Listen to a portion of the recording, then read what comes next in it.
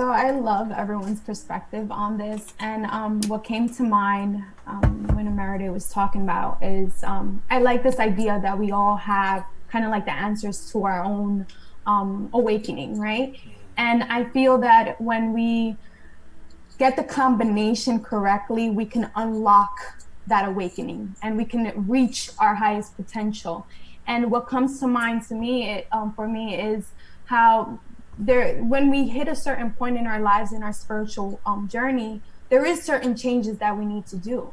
And I think a lot of the people that I'm working with and a lot of people that I'm around are realizing that maybe the life that they were living before is no longer resonating with them. In order for them to to step into a different level of their spirituality, they have to do certain changes. And with that comes kind of like the nutritional alignment.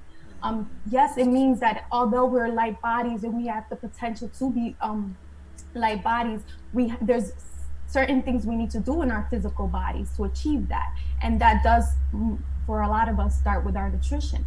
We do have to change the way we eat, the way we look at food, the way that we are attached to food. We have to recognize that food is super cultural. And once we start to like just peel those ideas and those attachments, we can really say like, what do I physically need to function as a spirit and less like a physical body?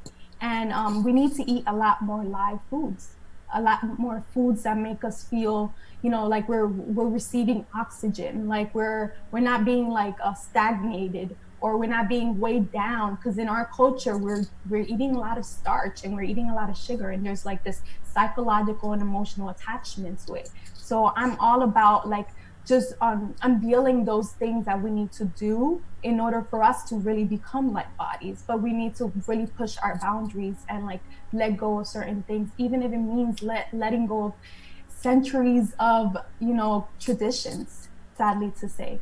That is just kind of like how we have to uh we have to acknowledge and honor where we come from, but we also have to get to the root of it, of like, yes, we're all here having a human experience, but we're spiritual beings.